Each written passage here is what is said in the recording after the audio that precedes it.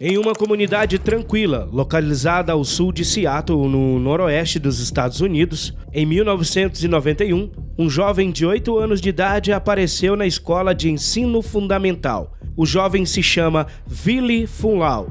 Ele então conhece a professora Mary Kay Letourneau, que tinha 29 anos nessa época.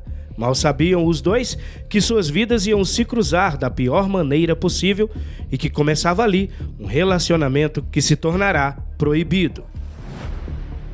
Funlau vinha de uma família desestruturada. O pai foi casado 5 vezes e ele tinha 17 irmãos. Nos anos seguintes, Mary manteve contato com o menino, ajudando-o a desenvolver seu talento artístico. Mary contou que tudo começou em 1996. Quando ele tinha 12 anos e ela 34. Após ele apostar com uma prima que seria capaz de conquistar a professora. Em um acampamento de verão, ele começou a cortejá-la e a chamá-la de minha namorada. Houve um momento em que ele disse que estava apaixonado por mim. Isso me assustou, disse Mary em uma entrevista. Nos meses que se seguiram, eles começaram a trocar bilhetes e cartas românticas. E as coisas evoluíram rapidamente até se converter em um relacionamento sexual. Sim, uma mulher de 34 anos e uma criança de 12 anos. Eles pensavam em manter o relacionamento em segredo, mas em um dos seus encontros, as coisas complicaram. Em junho de 1996, um policial que patrulhava a marina da cidade de Des Moines parou para verificar um carro suspeito, em que estavam a professora e o adolescente em uma atitude suspeita, com vidros fechados e pouca luz no carro. Apesar de Mary ter insistido que não houve comportamento impróprio no carro, ambos foram levados à delegacia da cidade, para onde a mãe do rapaz foi chamada. A mãe dele afirmou não ter visto problema em o filho estar com a professora no carro e que isso então não imputava crime algum para ela, e isso passou. Por um tempo, eles conseguiram manter o relacionamento em segredo e Willie chegou até a visitar diversas vezes a casa onde Mary morava com o marido e os 4 filhos.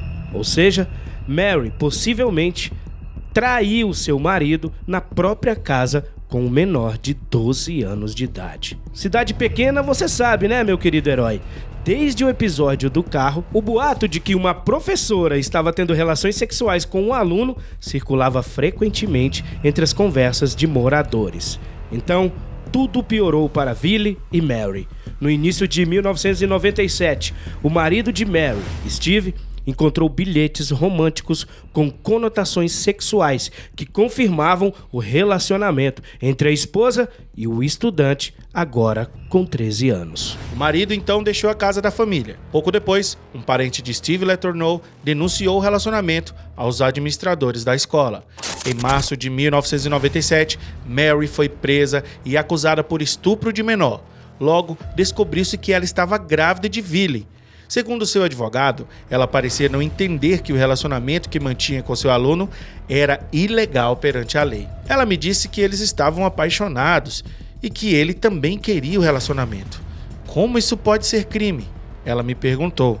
Realmente não acreditava que estivesse cometendo um crime, disse o advogado. Ela finalmente chegou a um acordo com a promotoria para se declarar culpada e receber uma pena reduzida, apesar da gravidade do crime. Meritíssimo, fiz algo que não tinha o direito de fazer, moral ou legalmente. Foi errado e peço desculpas, disse ela no julgamento.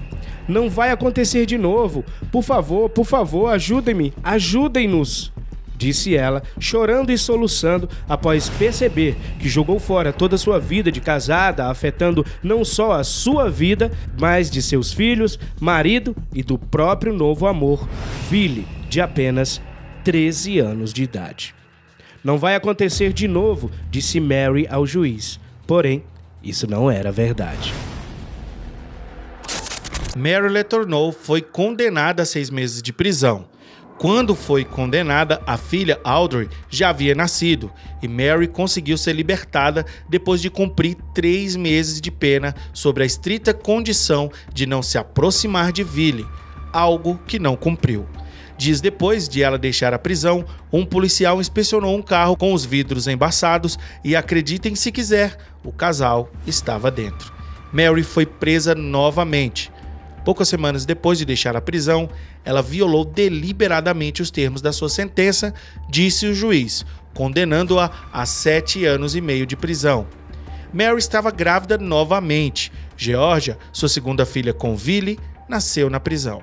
Mary parecia gostar do perigo e da situação nada comum que ela vivia, pois, como a ex-professora, antes bem-sucedida com família e marido, tinha a chance de reformular sua vida, consegue cair no erro novamente, quase da mesma forma que antes. Nos 7 anos em que Mary ficou presa, Billy criou as 2 filhas com a ajuda da mãe dele e chegou a namorar outras mulheres.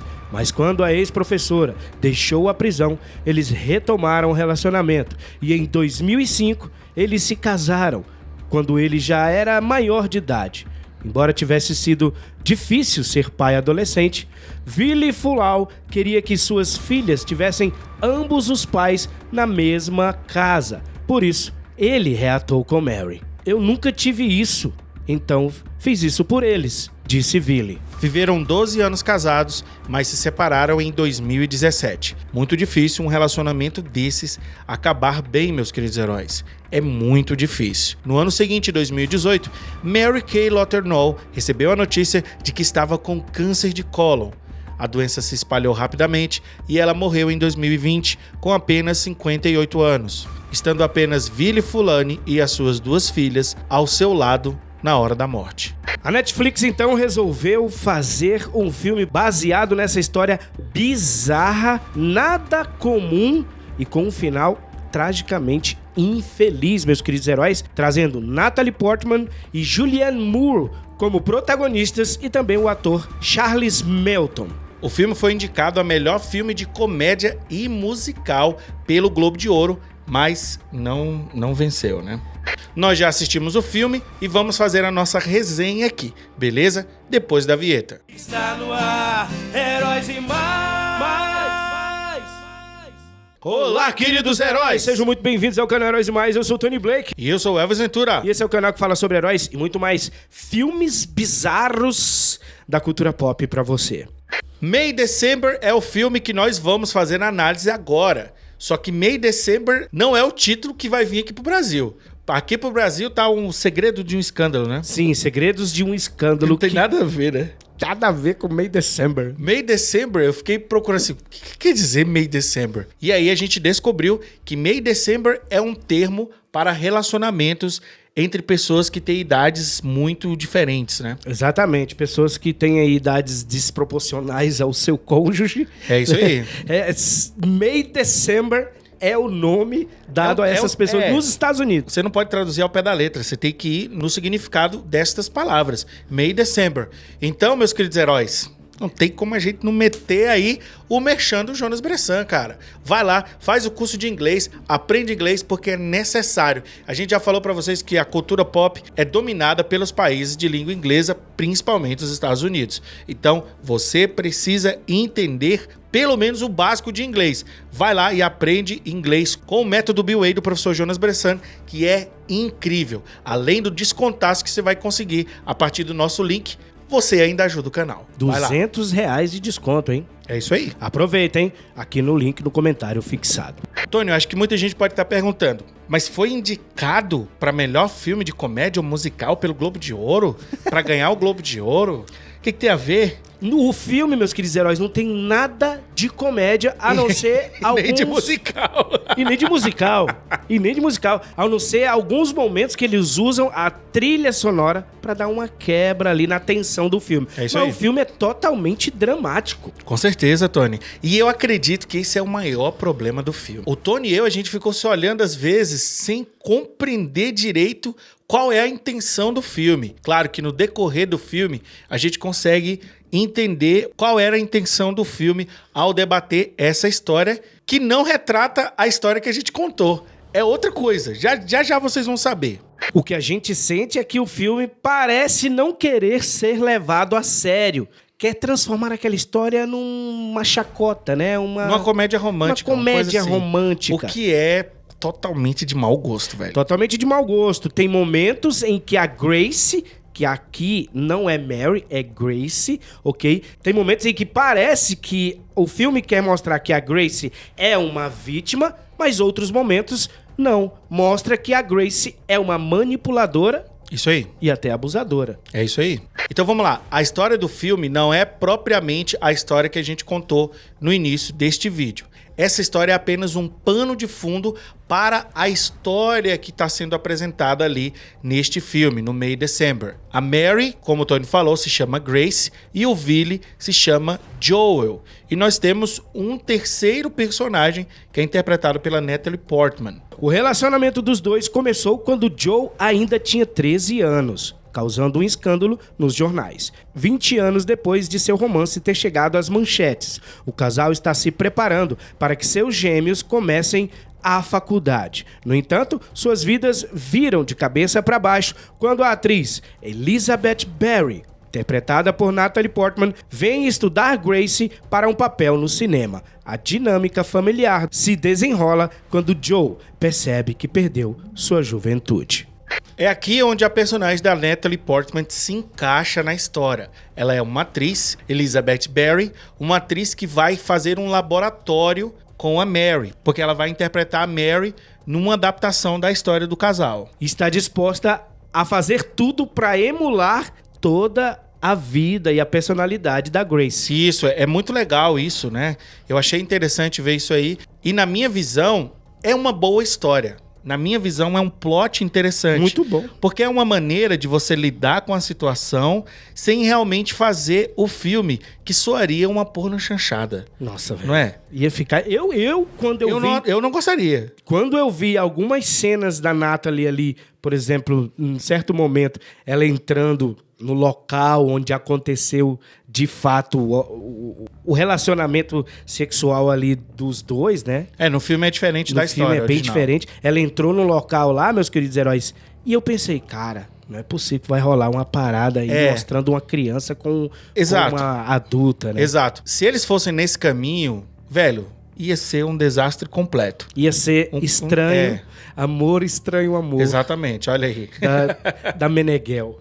É isso aí. Então, ponto positivo para a história do filme, ponto positivo para a narrativa, que encontraram uma maneira criativa de falar sobre a história sem realmente falar dela. Agora, cai naquele outro ponto que a gente falou. O tom do filme e a maneira como eles lidam com certas situações é que não nos agradou. Foi de mau gosto. Não nos agradou. Apesar do filme, algumas vezes, mostrar que a Grace tinha culpa no cartório, de certa forma dá uma passada de pano às vezes. E o personagem, a vítima da história, que é o Joel no filme, né, o Billy, o adolescente de 13 anos, ele acaba se tornando um joguete entre a própria atriz, a Elizabeth, e a sua esposa, que é a Grace. A cena final do Joel conversando com a Grace é sensacional. Eu gostei bastante desse ator, cara.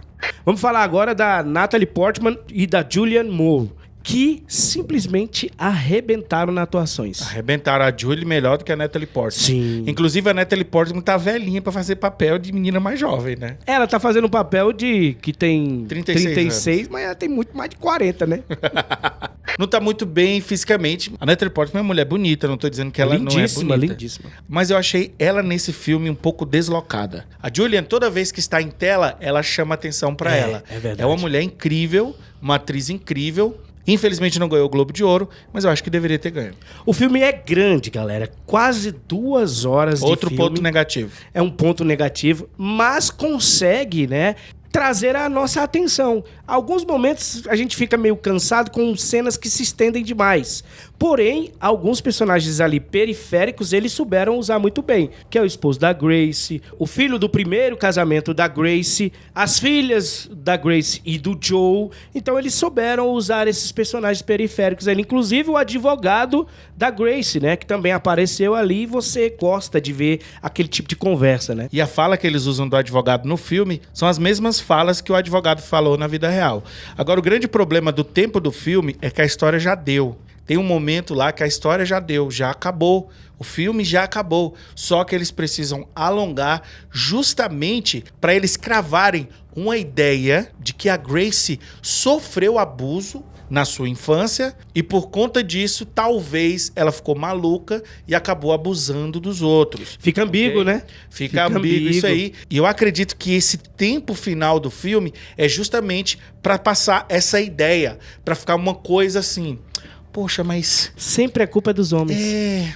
Os irmãos dela fizeram isso com ela, ela acabou projetando isso e fez isso com outras pessoas. Não tem, na minha visão, um outro motivo. A maneira com que eles tratam a história, o jeito com que eles lidam com todas as situações, é, de certa forma, uma passada de pano. Porque o contrário, cara, não existe. Se for, presta atenção, um homem de mais de 30 anos sendo pego num carro com uma jovem de 13 anos. Meu amigo, não tem chora minha nega. Você é louco? Não tem chora minha nega. 3 meses, cara, passar 3 meses na prisão. Você é louco? Nos Estados Unidos. Ele ia pegar 10 anos no mínimo. Exatamente. E ela só ficou 7 anos na cadeia porque foi reincidente, cara. Exato. Porque foi reincidente. Isso na história original. Aqui no filme... Não tem nada disso. Não tem nada disso. Eles têm uma relação dentro de um pet shop. Eles foram pegos ali no pet shop e tudo mais. Mas o filme humaniza a Grace. Isso eu não vejo como algo ruim. Tá? Sim. Inclusive, não vejo como algo ruim. Inclusive, existe essa discussão que o Elvis falou, onde a Grace fala com o Joe o seguinte: eu não te manipulei, você que dominou isso. aqui. Você que estava no comando. Você que estava no comando. Só que o Joe, cara, ele perdeu a infância, gente. Não, é isso aí. O filme conseguiu mostrar isso. Isso é verdade. Aí, isso foi muito positivo, porque ele cuida de borboletas como se fosse uma criancinha cuidando de animaizinhos. É isso mesmo. Ele chora com o filho e o filho o consola. Consola ele, Como se ele fosse a criança. Ele pede perdão de estar traumatizando o filho dele e tudo mais. E outra coisa, sobre a Grace ainda. O problema não é você humanizar a Grace. O problema é você justificar o que ela fez. Que foi muito grave. E nessa discussão aí que ela tem com o Joel, cara, pô, é sensacional. O Joel não consegue conversar com ela. É como um filho tentando conversar com a mãe, cara. Sobre coisas de relacionamentos íntimos. Cara, é muito bizarro. E assim, o filme não querer levar isso a sério, pra mim é uma das coisas mais negativas do filme. O filme se passa em 2015 e deixa uma interpretação que o Joel vai se separar da Grace ali no final do filme. Sim. Só que no final, a Grace se mostra uma fodona. Eu sempre fui segura de si, tá? Não me subestime. E mostrando... Ela falando pra Elizabeth. Falando pra Elizabeth, a Natalie Portman. Inclusive, ela fala que cuida dos outros filhos do primeiro relacionamento. Pois é, o que acontece? Isso aí, na minha visão, é justamente pra mostrar que ela é meio maluca. Porque anteriormente, ela tinha conversado com a Natalie Portman que ela era ingênua. Que ela sempre foi ingênua, que ela sempre acreditava nas outras pessoas.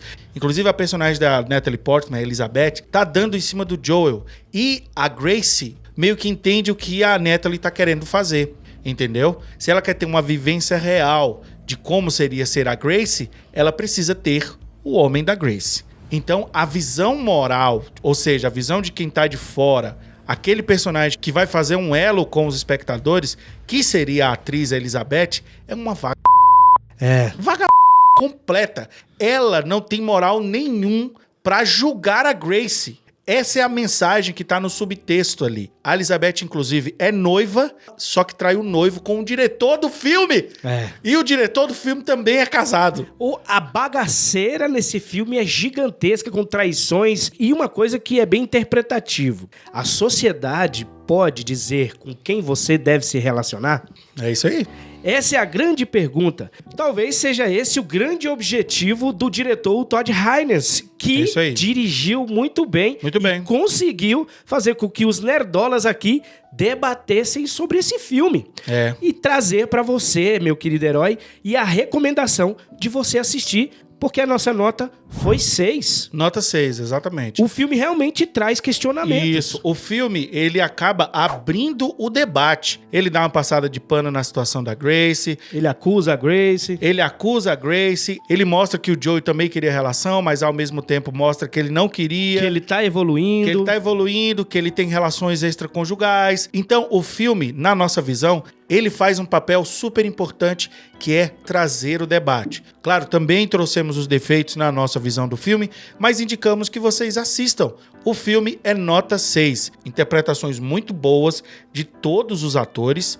Trilha sonora muito boa. A trilha sonora. Fantástica, ela adorei. É envolvente ali, Envolvente. meio cisne negro com psicose. Isso, exatamente. Tem muito leitmotivs, né? Sempre quando tem essa situação da Grace, tem uns acordes de piano lá, umas coisas ali pra chamar a sua atenção. O diretor Todd Haynes é um bom diretor, fez um bom trabalho nesse filme e acreditamos que esse tipo de assunto, o abuso contra homens, precisa sim ser debatido. Não é dessa vez que temos um filme realmente bom sobre o assunto, mas quem sabe na próxima as coisas não melhorem aí. Esse tema é muito importante, meus queridos heróis, por isso que nós trouxemos a história real logo no início do vídeo. Se você gostou desse vídeo, deixa seu comentário. E não esquece que no comentário fixado tem aí o link do método Bill Way do professor Jonas Bressan, o jeito certo de você aprender inglês. Um abraço do Tony. E um abraço do Elvis. A gente se encontra no próximo vídeo. Não esquece, você também é um herói. E você também é uma heroína. Tchau, tchau. Tchau. Está no ar, Heróis e Mais.